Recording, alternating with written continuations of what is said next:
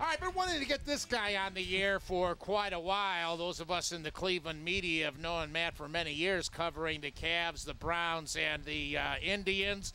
This is Matt Loede. I call him Lodi, just like I do Tony Grossi.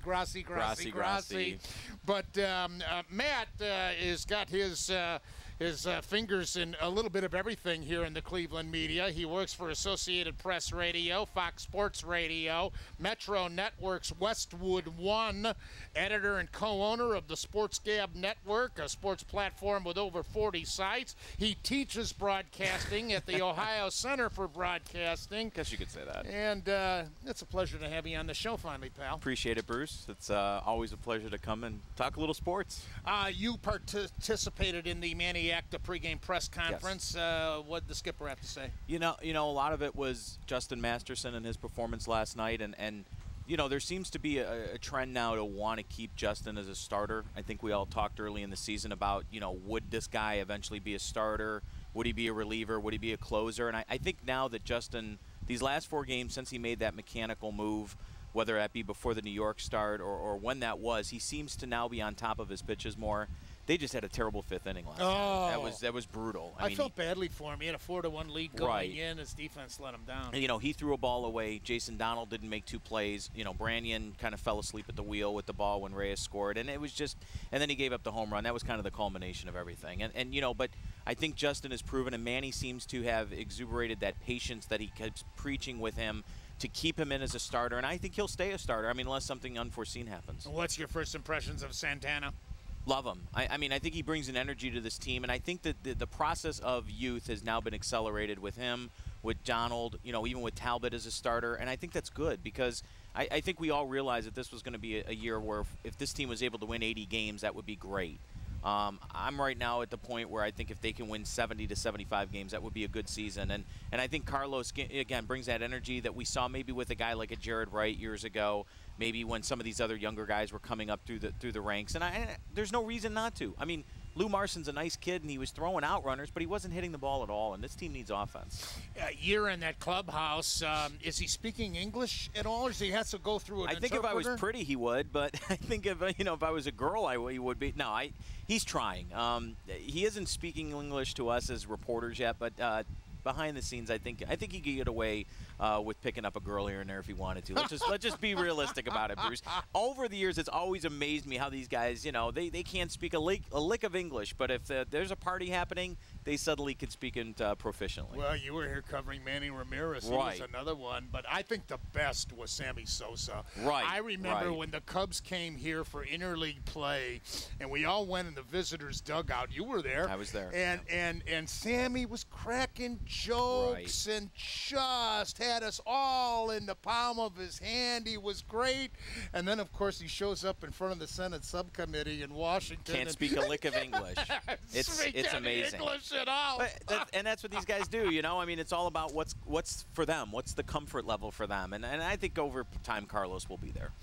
Speaking of comfort levels, I don't know a hitter in the major leagues that's going to have one against the Strasburg. You were here covering phenomenal.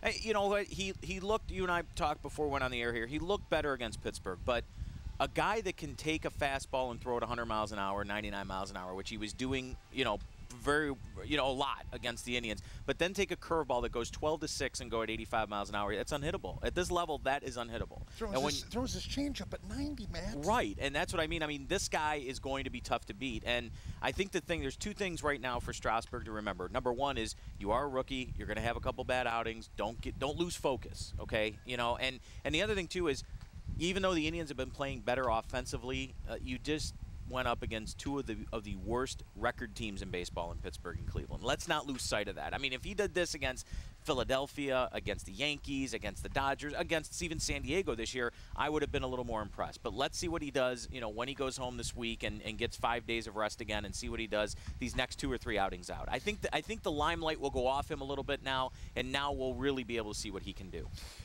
We go to Pittsburgh this weekend. Wouldn't it be something if Russell is fired in the next couple of days and they hire Eric? It was the talk of the dugout. Nobody, of course, is going to ask Manny, you know, what do you think? You know, but it was the talk of the dugout in terms of, like, could that realistically happen? You know, for Eric Wedge, you know, we had him 7 years. He was a nice manager, a nice man.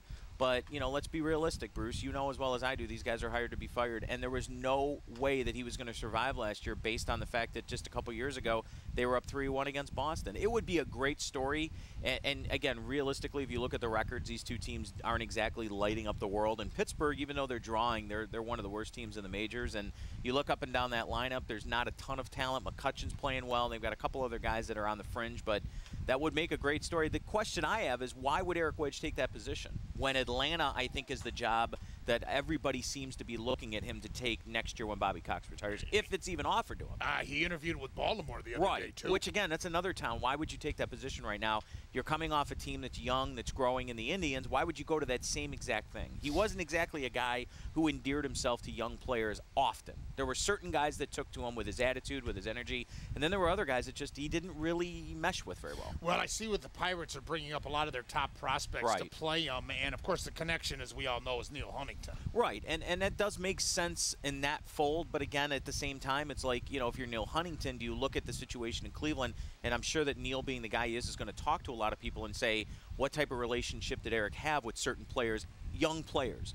And if he gets the vibe that maybe, you know, maybe Eric didn't have that relationship that, you know, he thinks he should have with young players, he might shy away from it. But, you know, you look at some of the bad teams in baseball, and I'm talking record-wise, Kansas City, Cleveland, Pittsburgh, Arizona, teams like that, Seattle. It just seems like we have this revolving manager door, and certain guys are always going to get mentioned for the position. Manny Acta, Washington, and now Cleveland. You got, you know, obviously, you know, Ned Yost is already replaced in Kansas City. You already replaced the guy in Baltimore. Now Pittsburgh's talking about getting rid of their guy, and it's just a revolving door of managers, and it happens in every sport. You get these teams that they just can't get over the hump, and right now, unfortunately, the Indians are one of those teams, Kansas City's one of those teams, and Pittsburgh's one of those teams. And the Cleveland Cavaliers are one of those teams. A little different, though. A little different on that one. Let's segue into that sport, and I'll ask you the most asked question.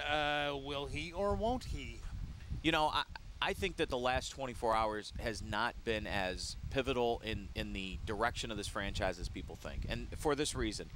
And it was so funny when this thing broke about 6 o'clock last night. You guys actually, I saw you guys had it first, which was excellent. But, you know, people from all walks of sport are like, well, Tom Izzo's not coming. That means that LeBron's not coming back. Why? Why did that necessarily mean LeBron's not coming back? I thought as of 6-7 days ago, LeBron said he wanted a guy that's played before. So why all of a sudden if Tom Izzo doesn't come here doesn't mean – I think it's almost just like one of those things where – you find something to jump on as the media, and I'm a part of it. We're all a part of it, and that's what we did. And we thought, you know, I saw Adam Schefter, who's one of the great NFL writers, on Twitter last night saying, well, Cleveland just took a hit about keeping LeBron. And I'm like, why? Why did that necessarily mean anything?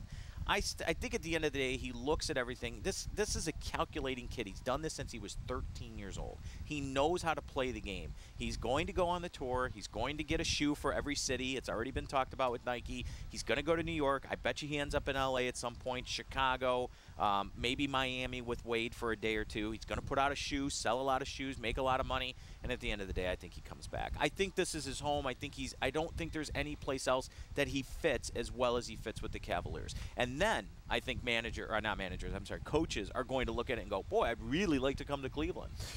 You think he's already made up his mind? Yeah, I do. I think that he knows deep down that there's no place else that's better for him. And I think he started to let that out a little bit with Larry King.